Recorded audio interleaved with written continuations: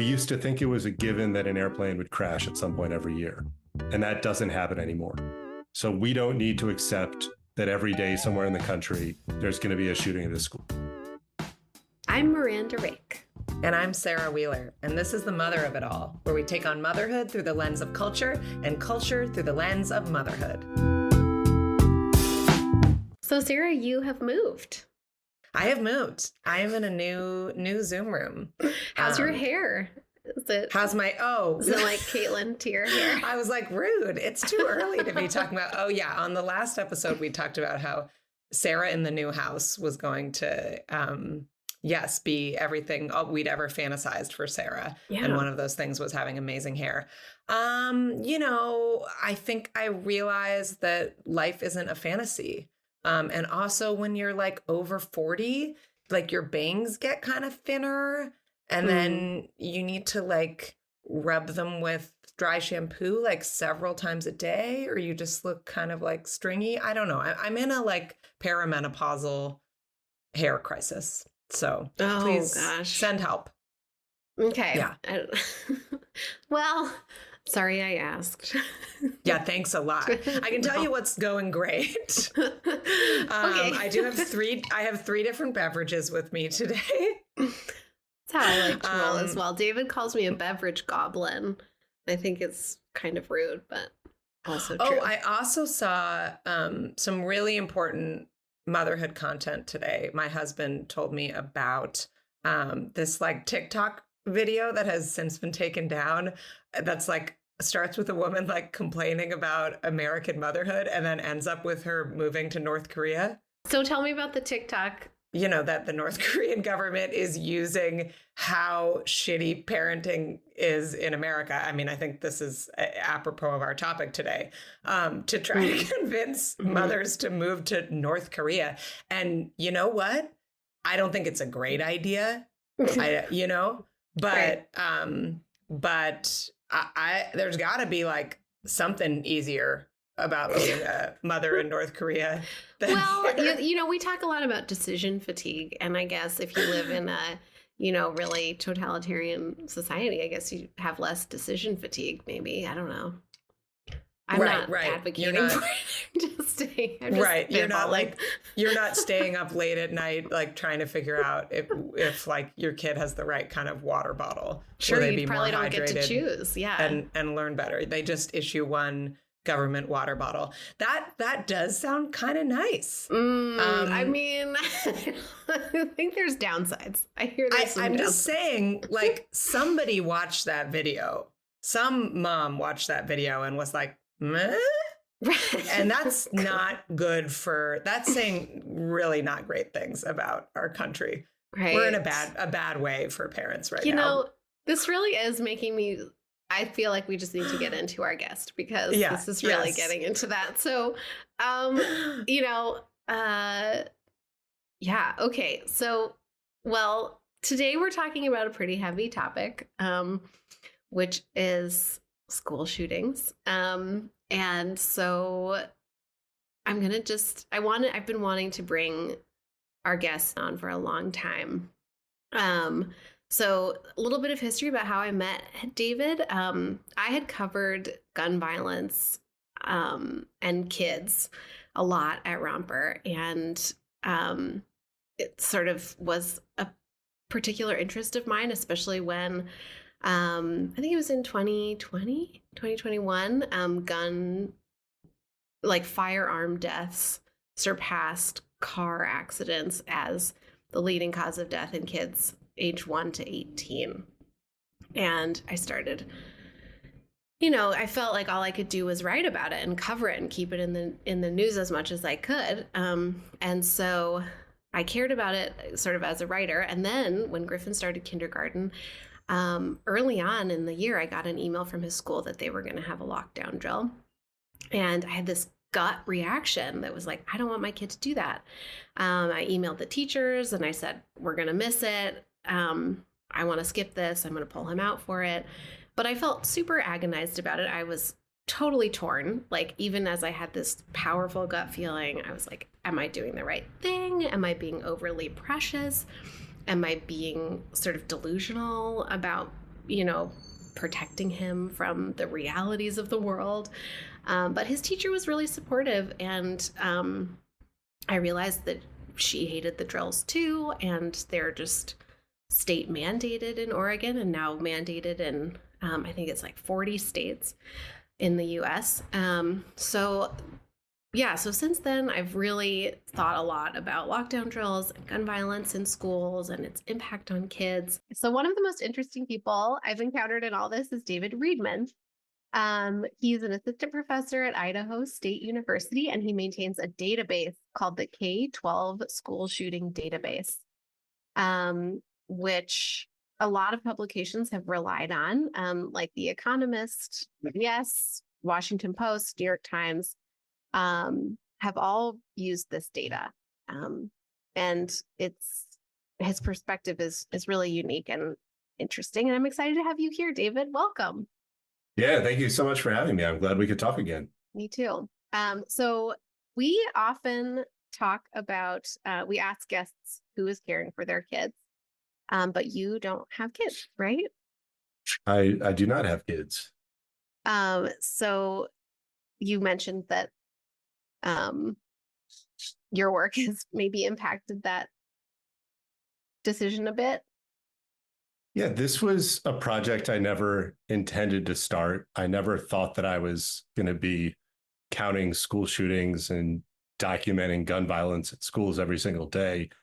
But I was in a program, a post-master's degree think tank program in my early 30s when the Parkland shooting happened. And I'd been working in Homeland Security and emergency management for my entire career. I mostly focused on natural disasters, some work in kind of terrorism and intelligence and targeted violence. And so I'm sitting at the Naval Postgraduate School as we're looking at the TV of 17 people killed and another 17 wounded in Parkland, which is far more people have been killed by terrorists since 9/11 in the United States. And I was thinking, how is this not a Homeland Security issue? So this project started back in that postgraduate program to just better understand school shootings. Prior to 2018, prior to this database, you couldn't say, are these more common than they were last year? Are they more common than they were 10 years ago? Are the characteristics changing? Are the perpetrators changing? Are the number of victims, the locations of victims, are they changing? But what I didn't realize is at that point, right in my 30s, when you're kind of settling down in life and you'd probably start thinking about it's the right time to start a family, I was looking at this information every single day and it just never felt right. Yeah, understandable. I mean, yeah. Well, so I want to talk about this database. I've encountered it many times now, and I always turn to your Substack newsletter whenever there's a big school shooting in the news to get your perspective. And I would like to hear more about the project, what you've learned, and sort of knowing what you know about what most school shootings look like, what is really going on in our country, in our schools, the impact that guns have on our children in the school environment. And because of all of that, what you think parents should understand about school shootings. I know that's a big question. It's a great question. Oh, and when this project started, again, the day after the Parkland shooting, in my mind, I had the idea that a school shooting is somebody coming into the school with the intent of harming as many people as possible. It's probably an adult. It's probably somebody with severe mental illness or a criminal or whatever else. But there wasn't any way to really document and understand and analyze that. So I just started putting together information from news reports about shootings at schools. And the easiest way to organize it was in a giant Google sheet. You start recording the date, the time, the place, specific information about the school. Did it take place in a classroom, in the hallway? What was the time period? 3 p.m. doesn't really mean anything in the school. Is that afternoon classes? Is that dismissal? Is it after school activities? Who was the perpetrator? Who are the victims? Where are the victims located? Why did this happen? And as I'm searching through newspaper archives and stitching together kind of disparate information sources, there are all of these incidents where there are people shot at a school that aren't necessarily like Parkland or Sandy Hook or Uvalde or Columbine. It's a shooting happens in the hallway between classes. Maybe it's a fight. It's a suicide in a bathroom. It's a domestic shooting during pickup or drop off because, you know, an estranged spouse knows that that's the time that the wife they have a restraining order against is going to be at the school. And looking through what's now almost 3,000 incidents that I've documented and coded, realize that you can't describe a school shooting as just one thing. If you say, I'm only going to have a planned attack where 4 people are killed, you're closing the door on so much information about the kid that had 1,000 rounds of ammo and they wanted to hurt people, but the gun failed after the first shot. You're losing the information about domestics and suicides and accidents. And what has driven this project more than anything is unfortunately there are shootings at schools almost every day. And almost all of them are fights. And a fight escalates and a kid happens to be carrying a gun, and that turns into a shooting where sometimes bystander students are struck. And, you know, you get national attention on this kind of work once a year. There's the shooting at Appalachia High School in Georgia, and that's on international news and the headline of every single news story. There had been 15 shootings at schools already this school year. There have been shootings at schools almost every single day since then. At an elementary school yesterday in Kansas, there was a wife dropping off the kid who was shot multiple times by her estranged husband as other kids were right there getting dropped off. This is an everyday problem, and I never realized that. Like, one of the most rewarding things for me has been I get random emails from parents where they say, you know, we saw, you know, that our school has this entry in here, and we thought that we were forgotten. We thought that nobody cares about us or our story, but you found this way to memorialize and to bring meaning to it. Because that one kid that gets shot in the hallway, there's not a GoFundMe or a day of prayer, or a congressional hearing or whatever. That community's permanently traumatized. And when that parent says, like, thank you for not forgetting us, I think that that's like the most rewarding part of this. Yeah. Until I started talking to you, and to, you know, I interviewed also Robin Cogan, who I know you've had on your show, the school nurse, and I guess, you know, activist. I just didn't realize how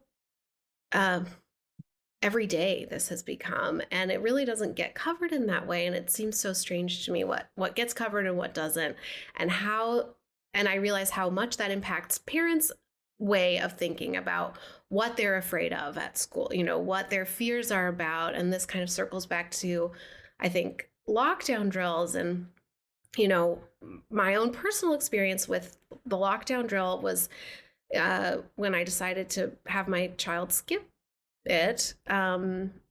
It started as a gut feeling. And then the more time I spent with the topic, the more I decided, yeah, you know, this is not, I just wasn't convinced that the lockdown drill had any utility for my 5-year-old. And I know that there is some data that says that they can be traumatizing, or they can make children feel less safe at school. But there's not I think not a ton of data, and I'll let you speak to that. But I realized that it seemed to me that lockdown drills are something that parents accept as a necessary evil. Like, oh, well, you know, when I spoke to other parents about why I was pulling my child out, I heard again and again, you know, well, I want them to be ready. And I wouldn't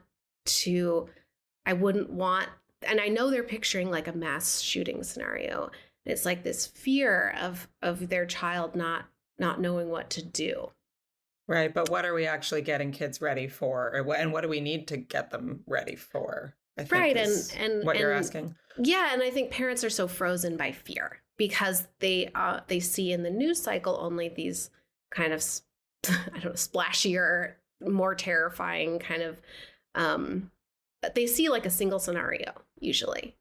And so, David, I would love to hear sort of your thoughts about, I guess, how parents should think about guns in schools and their child's safety.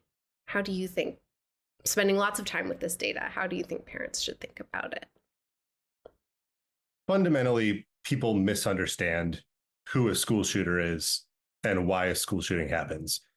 And some prominent candidates for president and VP were talking the day after the Georgia school shooting saying, we've got to keep these psychos from getting to our kids. And there's this image of a school shooter as this strange, deranged monster, this person who's coming from outside of the school to harm your children. And that's kind of a similar trope that plays out in a lot of terrorism and targeted violence and so on, that it's always this scary other that's committing Lone it. wolf. Mm-hmm. Yeah, exactly. The lone wolf. Yeah. Mm-hmm. Yeah, but that's not the characteristics of a school shooting. So within the 3,000 incidents that I've looked at in detail, about 230 of them are deliberately planned attacks at schools where somebody has a written plan, hit list, manifesto, multiple weapons, ammunition. They're intending to harm people. And 80% of those attacks are carried out by a current or recently former student at the school. So this is a person who's likely allowed to be in that school.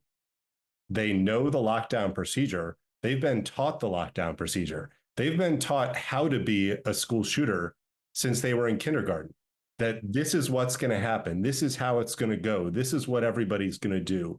Everyone's going to be scared. This person is going to be there controlling, this situation. So you're creating this identity of this powerful person that has the impact to like instill fear in the entire school. And then you're teaching that person exactly what everybody else is going to do.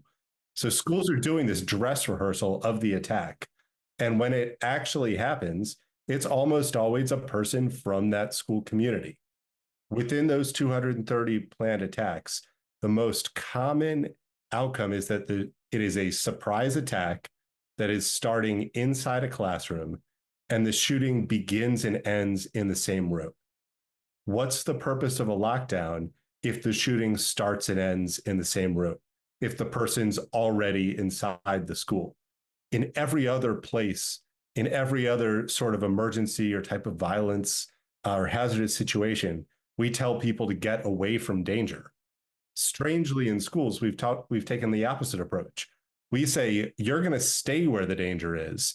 And not only are you going to stay where the danger is, you're going to stay in a place where we have rehearsed with your attacker since kindergarten. But why do you think that is, David? Why is this why is the lockdown drill as it is what we've decided we should be doing?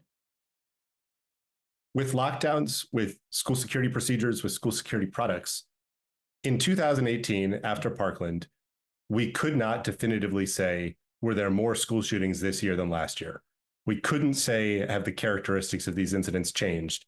Because there was not any data collection effort around this. Mm-hmm. So people were just making up things. Uh-huh. People were well-intentioned. They said, well, let's come up with an idea after Columbine. Let's come up with an idea after Virginia Tech. Let's do something. But it was not based on evidence. It wasn't based on research. It wasn't based on testing. Right. It was somebody has an idea that becomes institutionalized. And now that it's been 25 years since Columbine, allegedly changed everything, is what people say over and over. The only thing that's changed since Columbine is school shootings have become more frequent and more deadly. Mm-hmm. And so if 25 years have gone by and things are getting worse, whatever interventions have been institutionalized are probably not the correct solutions. Right. And what would you say are the correct solutions? Is this just an idea at this point, or is anybody doing anything different from what's happening? Yeah. So there are a couple things. It is very significant in the Department of Justice report on the Uvalde shooting. Mm-hmm. It's a lengthy document. It's almost 700 pages. I have a couple Substacks that break it down in detail. But one of their findings is that students and staff who were following lockdown procedures were shot through doors and walls and died inside classrooms. And the DOJ recommendation is that these procedures need to be reevaluated. Mm-hmm. Just a couple months after the Uvalde shooting, when you have 21 people die in a classroom, there was a planned attack at Central Visual and Performing Arts High School in St. Louis. And when a shooter with an AR-15 rifle and 600 rounds of ammo, he was a recently former student, knew the layout, knew the procedures. When he opened fire in the school, kids jumped out of third-story windows. Everybody got away as quickly as possible. Mm-hmm. A teacher and a student were killed in the hallway before there was time to run. There were 9 others wounded. Some of them, one kid was shot through both of his arms and dove headfirst out of a window, but he survived. Kids got out, and getting out of the school saved lives. Mm-hmm. And there are school systems across the country. If you look at the Covenant School in Nashville, there are teachers that had plans to get their kids out of those classrooms. Those kids weren't traumatized by being locked down. Right. You said some of them go across the street to someone's house and got snacks or something. I feel like an incredible story there, that there was a first grade teacher who immediately, rushed the kids out of the classroom. And there was a neighbor who saw them running and said, "Come into my house." Mm-hmm. And she put on cartoons and gave them snacks. And instead of these kids having a prolonged lockdown, hearing, hundreds of rounds fired in the school, being terrified, thinking they're going to die for hours, the only thing that these kids remembered is that this woman had a hairless cat, and they watched cartoons and had snacks with her. So in every part of society, we teach people to get away from danger. Yeah. The K through 12 school is the only place where we don't do that. And some large school systems, Philadelphia, a city where a lot of kids who attend public schools in Philadelphia are in neighborhoods where they deal with gun violence, going to school, going from school, all of the times they're not in school. Mm-hmm. The Philadelphia public schools do not have a blanket lockdown procedure. They have told the students to do what you think is best for your safety. If you think that that's locking down, lock down. But that example about Philadelphia goes back to, you're talking about what to do when there's this, classic kind of school shooter scenario. But most of the shootings in your database don't fit that profile, right? They're the things you described before about kind of everyday violence that, is made worse by guns. And I live in Oakland, California. We have a very high rate of gun violence here. We've had, I think, 3 deadly school shootings. I guess I'll call them that, even though like before today, I wouldn't characterize them that way, because I do think that's Columbine, right? In the last 2 years. And they were all like you described earlier. They were kids getting in a fight and bringing a school. That was somebody after school, shooting someone that was related to the school, right? And so I don't have a ton of fear about the kind of Columbine style shooting, because I do think, listening to your data, it's very rare. But that the other kind of gun violence is very common, especially in some communities. And so I guess I'm wondering, is there something, should we be spending more time thinking about that? There was this opinion piece last week by Gabby Giffords, who was the victim of gun violence herself, that was just like, it's the guns. It's always the guns. And that's kind of how I feel about this, is that we're, again, like we always do with a lot of things in America, saying that it's an individual problem. It's the responsibility, of these lone wolves and the people around them, the parents who raise these deranged school shooters, or of teachers and schools to keep their kids safe, instead of saying that we have a systemic problem where there are way too many guns in our country and access to guns is way too easy. And that's what we should be focusing on. So I don't know how that changes what we do as parents, right? Or David, if that's something you agree with looking at. all you've seen. Or as school districts too. I mean, Right, even as a like, district. I think David. Or why aren't we walking out instead of spending time on a lockdown drill? Why aren't we district wide doing a walkout to protest the fact that children can get automatic rifles in our country, and we should be using this for recess or learning time? Well, the lockdown itself is not just a time sink or something that kids have to do all the time. A lockdown can turn one of those more isolated, one of those spontaneous shootings rather than a pre-planned shooting. Right. Yeah. It can turn that into an incredibly traumatic situation for that entire community. Because say there's a fight in the hallway, there's some shots fired, everybody in the school is going to hear those shots fired. The shooter during a fight is not going to hang out and wait for police to arrive. They didn't plan to shoot anybody that day. They almost always flee immediately and then are arrested somewhere away from the campus, sometimes months later in some cases.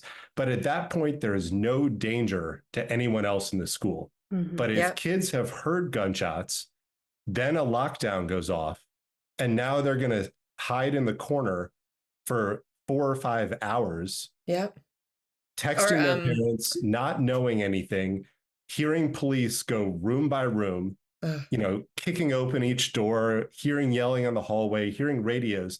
You look at the interviews with kids after these isolated incidents lead to multi-hour lockdowns.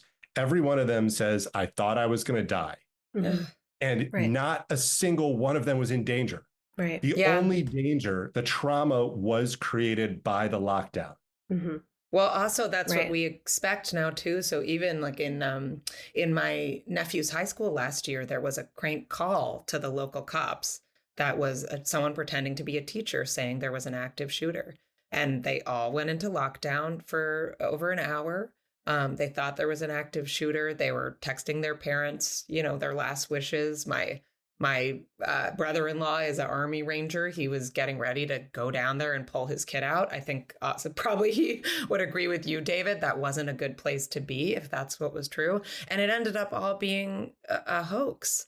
But because that's what, we're supposed to do in those situations, yes, a whole school was traumatized for no reason. And I think when we've talked about this before, this idea that this is happening every day. And so these one and done incidences where a gun is fired at a school, which is really what your database tracks. And this is happening almost daily. And then you think, I don't know what an average campus size is, but you think like something going on between two people who may not even be students at the school. And then you have maybe 1,000 kids traumatized. And this is happening daily, basically, right, in our country. And so this circles back to, sometimes when I talk to other parents about skipping lockdown drills at this point, it's almost like a little form of activism, which, I don't want to sound like self-aggrandizing, but I that's how I've come to think of it, where this feels bananas that we're doing this to our children who already live in a society where gun violence is a problem, and that alone is sort of like a terrifying idea. And then we reinforce that fear with a regular practice in a building that we tell them is safe. Oh, but we're going to practice for if and when a bad man comes. And when I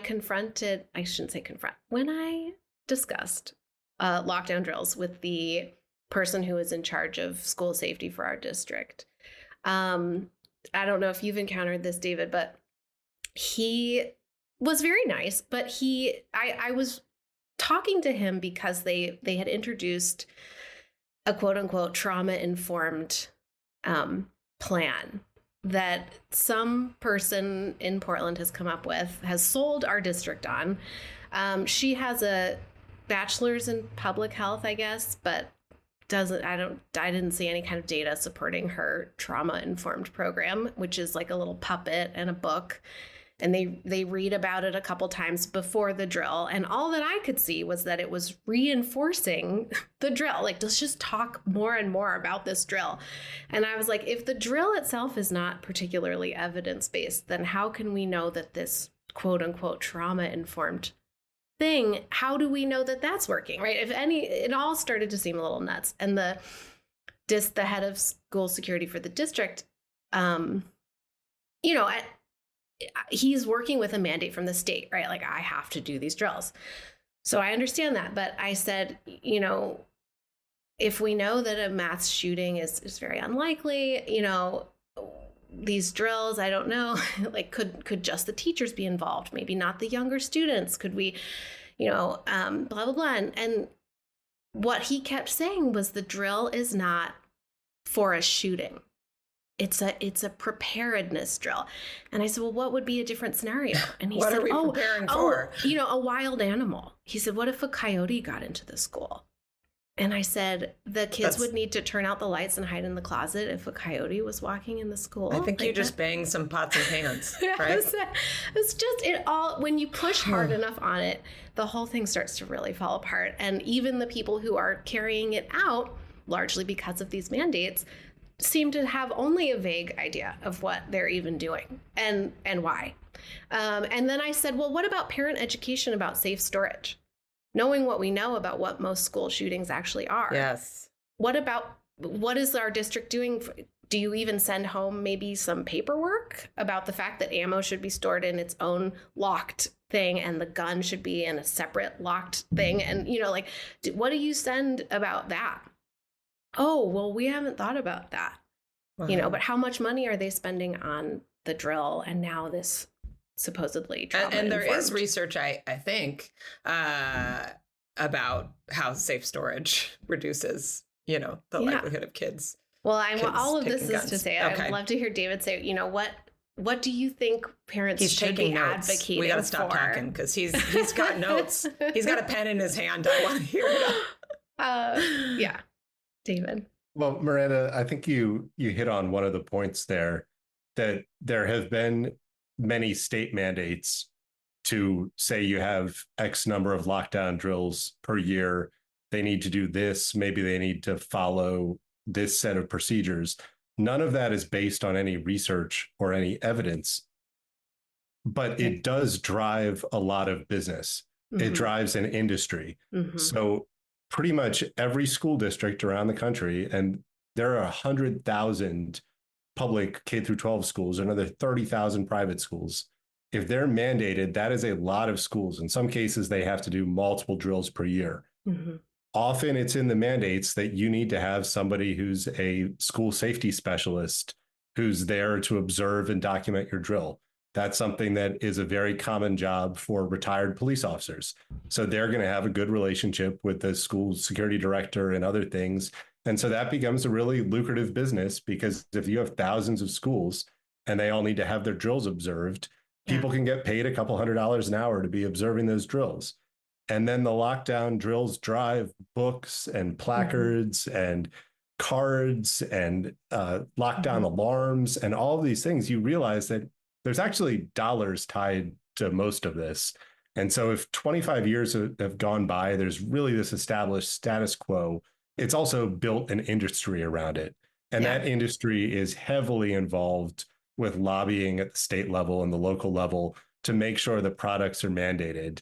And it's really a shame because there's no evidence behind any of them. And you pointed out, could just the teachers know? Right. Well, every single day, we go into stores, we go into malls, we go to stadiums, movie theater, and they all have emergency procedures. Sure. None of us have to sit down before a basketball game and practice what we're going to do if there's an emergency in the stadium. The staff know what to do. You have simple to follow instructions, you have exit signs, you have placards, you have things like that, that we can follow with direction from the people that work there. So in all of these other spaces where things happen, and mass shootings happen in lots of public spaces, terrorism happens in public spaces all over the world. Yeah. The people that are the custodians of that space have to have training and a plan. Mhm. The people that are the users of that space are instructed to take action, to follow something very simple when they get there. But in schools, for whatever reason, we've thought all the way down to the kindergarten or pre-K level, the kids need to be involved intimately with the planning and procedures. We don't do that any other place. Yeah. But it is, unfortunately, a really big industry if you're the educator or you're the instructor or you're the person who sells the books and supplies and products for this. Yeah, the idea that even now, I really feel that this trauma informed puppet that they've brought into our elementary school is a moneymaker. I think someone saw a way to make a little cash, and maybe they're motivated by like a good intention. I hope. There can be good intentions that are profitable. Right. I mean, there are Right. businesses all over the world, and if you fill a void, and in this, there's an incredible void because there's really no federal oversight. There are no federal best practices. There's no government-led effort to even collect data on this problem or understand this problem. People who are well-intentioned in many cases will still create something that's profitable. And once it's institutionalized, it's heavily ingrained and it's very hard to get rid of. So I wonder, what is, looking to the future, what is a better way to address school shootings? What should parents be advocating for? What we do when there's danger in any place, from your house to the supermarket, to a mall, to a park, is you get away from danger. It's ingrained in us. We have a fight or flight response, and fight or flight only has two options. It's not fight, flight, or lock down. It's I'm either stuck here and I'm going to do everything that I'm biologically wired to do to defend myself, or I'm going to get away from the situation as quickly as possible. And shootings don't just happen when kids are in the classroom.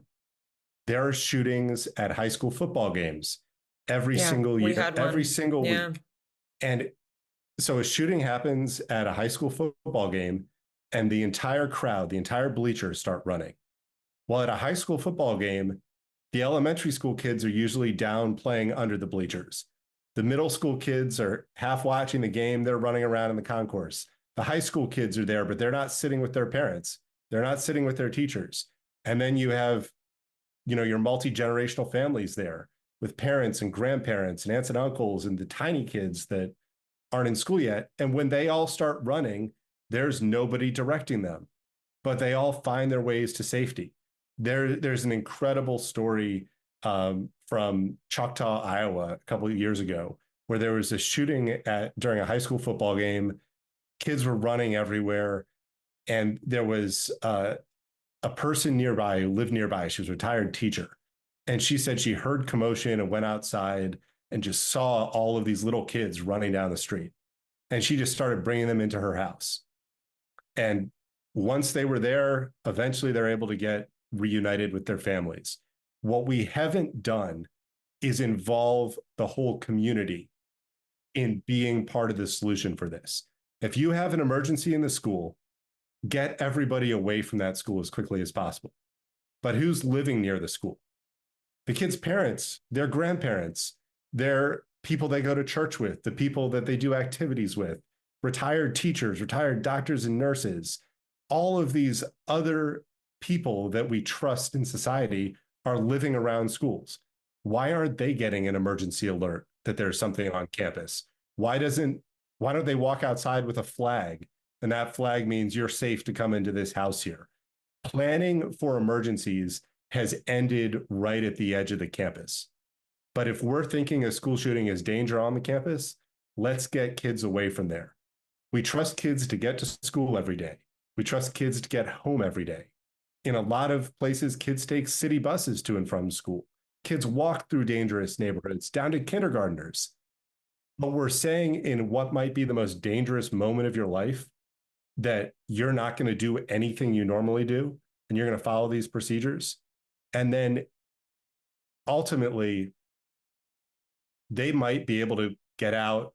But if they do stay and there's this lockdown and it turns into this multi-hour situation, it's going to be incredibly traumatic. So we have these options of get away from danger or experience potential danger, but at a minimum, profound trauma.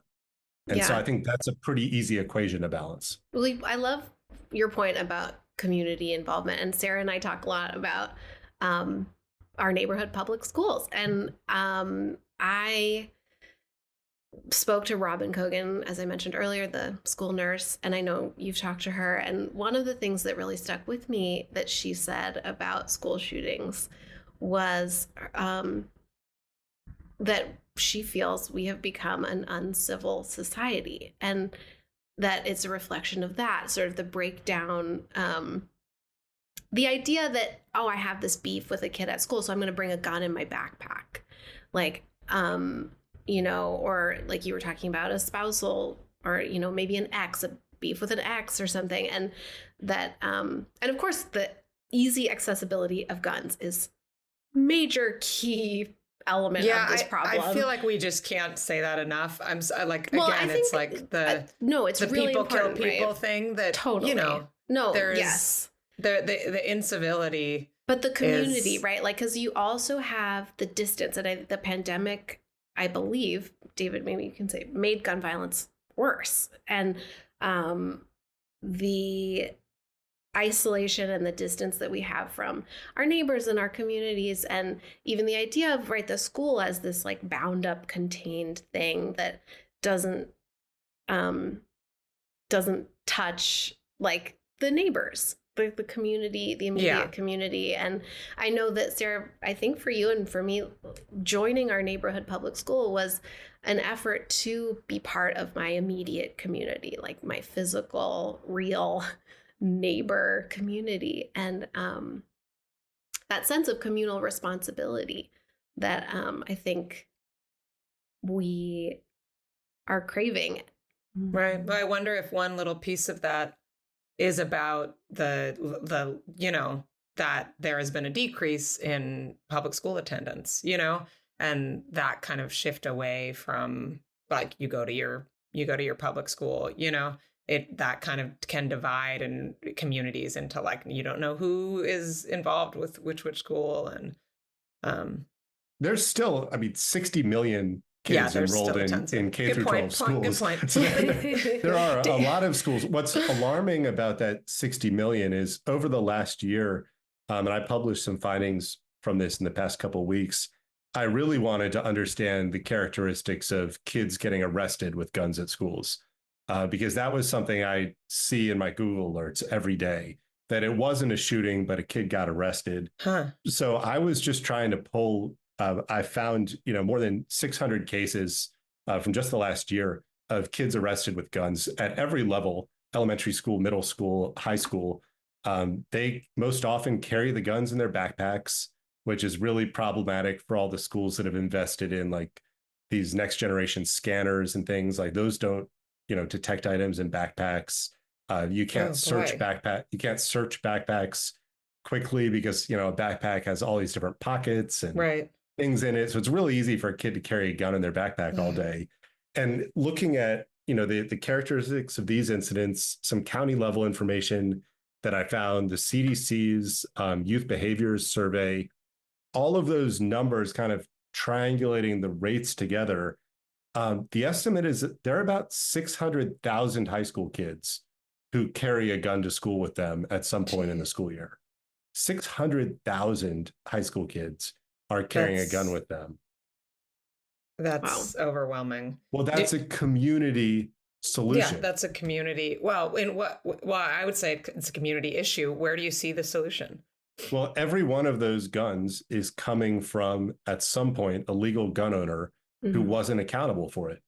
And we need to demand that the same way, if you're negligent with other items and kids get their hands on them, the legal registered owner of something should face criminal and civil liability if a dangerous weapon that they have ends up in a school, because it means that they were not responsible, whether it was stolen from their home, taken from their home, the kid picked it up. At some point, it was not in a locked safe. That is a community-based solution to say, if I'm a firearm owner and you hear all of kind of the messaging and imagery around firearm owners, that I'm somebody who's responsible for safety, I'm responsible for my family, I'm here to defend democracy, I'm here to defend my community. All of that is about instilling personal responsibility. Yet through legislation that's shielded both gun owners and the firearm industry from civil and criminal liability, we're saying at the same time, you can market this as being this great community defender of democracy, but you have no responsibility for it when a 6-year-old takes a gun to school, when an 8-year-old takes a gun to school. It doesn't make any sense. I think we need to lean into having a gun can be this wonderful patriotic duty that you have incredible responsibility for. And if you screw that up, you're going to have some dire consequences. Well, and I would add that it should be that there are also, industry protections that should go along with that. Mm-hmm. That should be also the responsibility of the gun industry. Absolutely. That to be having that be a huge part of gun ownership and the PR that they do and all of that. I mean, I love your idea. Marketing guns to children. Right. Yes. I mean, that's not addressed either. I mean, if you, I'm sure neither of you go into gun stores very often, but it's important to do it. You typed us pretty easily, David. Yeah, so to understand. Hanging out in gun stores. When you go into a gun store, there is an entire array of tiny compact handguns that are almost all plastic, and they come in every color. They're in blue and pink and red and blue camouflage, and they're about $250. No. Tell me that is not a product designed for a kid. It's designed for a small hand. It's colorful. It's bright. It looks just like a plastic toy. And the most it's a bubble gun vape pen with that hurts other people too. Yeah, the most common gun, I looked at the 600 guns found in schools, was this $250 cheap plastic handgun. And the other problem with it being so cheap, this kind of disposable thing, is that an adult, assault rifles are expensive. Mm-hmm. An assault rifle is like thousands of dollars. If you have a $250 item, that might be something you don't think twice about leaving in the glove box of your car or leaving in the drawer of your kitchen or wherever else, because there's not as much attachment and responsibility to something that you think of as this kind of disposable item. Yeah. And I don't think that that's getting attention either. Yeah. Well, I think that's about fascinating. Something parents can do too. I know you've spoken to Cornelia Griggs, who's a pediatric trauma surgeon, who, when I was covering this a lot at Romper, I spoke to a lot of pediatric trauma surgeons, and they were extremely fed up with, operating on gunshot wounds in small children. And what they have largely shifted their advocacy towards is parent education about safe storage. And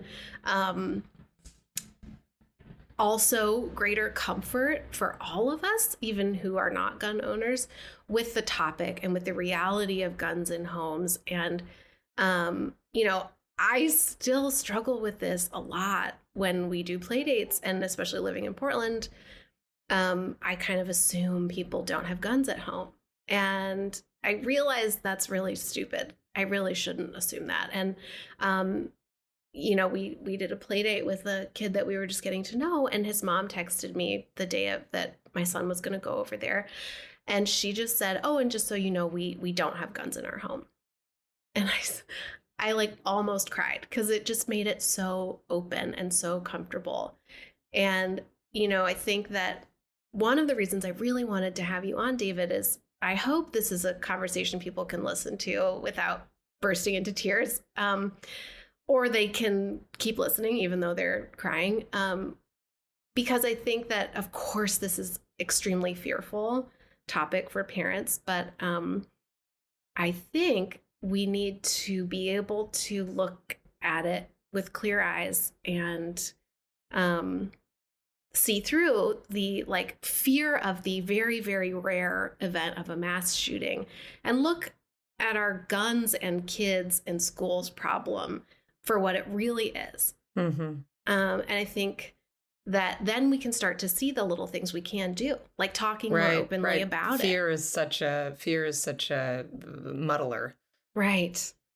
David, I think normally we ask for culture recommendations, books and movies, but we would love to hear recommendations for people who want to learn more and maybe get involved. Are there organizations that you think parents should participate in? Obviously, they should read your Substack and listen to your podcast. But yeah, what organizations should they get involved with? Yeah, I mean, as you said, Miranda, I have a weekly Substack where I publish at least 2 articles a week. When there's a current incident, they're all about the current incident, but the rest of them are about policies, procedures, products, myths, around this area, kind of breaking down a lot of the cultural norms, looking back at old incidents, looking at school security procedures, look at the entire ecosystem. I published, I think, 120 articles in the last year. So there's a lot of content out there, as well as the weekly podcast. But I'm an executive board member of the Violence Prevention Project at Hamline University. There's a book called The Violence Project that studies mass public shootings, and the goal is to create a better understanding of why they happen so that you can focus on prevention. So I would strongly suggest that people get involved with or read that and just understand what motivates somebody to be a mass shooter or a school shooter. Because we do all of this monster making, we do all this otherness to kind of absolve ourselves from responsibility. But something that just strikes me about all this is somebody who commits a school shooting or somebody who commits a mass shooting has a really sad and tragic story. And they have been forgotten and abused and marginalized and pushed to the edges of society for years and years and years. And they've cried for help and never gotten it. And it's not an excuse, but when mass violence happens, it is the culmination of society ignoring somebody that needed help the most. So I think that's a really important way to realize these are not scary others. These are people that need our help. I also do a lot of research in collaboration with Everytown, and that's a large advocacy group that is focused mainly on gun safety. And they have Moms Demand is under the Everytown umbrella, right? Yes, yes. Students Demand Action and Moms Demand Action are part of Everytown. And the goal there is to have kind of grassroots level efforts to make sure that we have sensible policies across all of our communities, because things like safe storage laws, things like deciding whether you're going to have, more armed staff in schools or fewer guns and fewer risk inside schools. Those are local and state legislation decisions, and being involved and informed in knowing what's happening in your local community can have a tremendous impact on the safety of your kids in the schools. Yeah. Well, thank you. That's so helpful. Thank you, David, so much. We'll probably have to have you back again because there's a lot to talk about here. But thank you for joining us today. And I know you're going to share this on your podcast as well. And we will link to your Substack in the show notes too. Yeah, you've given us a lot to think about, David. We appreciate you and your work. I appreciate all that you do as well. And, as a show designed for mothers, the people that are ultimately going to end this are the mothers that say, we've had enough of this. The mothers who say, I don't want to ever worry about my kid being in school. And I just want to say to every mother and every parent that feels like this is hopeless, it's not. Because we've had things that seemed like we could never overcome them in society. And I just go back to over and over. We used to think it was a given that an airplane would crash at some point every year, and that doesn't happen anymore. So we don't need to accept that every day somewhere in the country, there's going to be a shooting at a school. Amen. Thank you, David. Thank you for listening to Mother of It All. And like my mom always said, if you think it's hopeless, it's not. The Mother of It All is produced by Opus Knox Media with music from It's Electric. If you liked this episode, why not send it to a friend right now? Go on, we'll wait. You can follow us on Substack at themotherofitall.substack.com, where subscribing will get you episodes and bonus posts in your inbox and connect you with the Mother of It All listener community. Plus, become a paid subscriber and get a hot off the presses Mother of It All canvas tote. We're also on Instagram at the Mother of It All, and you can email us anytime with ideas or feedback at motherculturepod@gmail.com.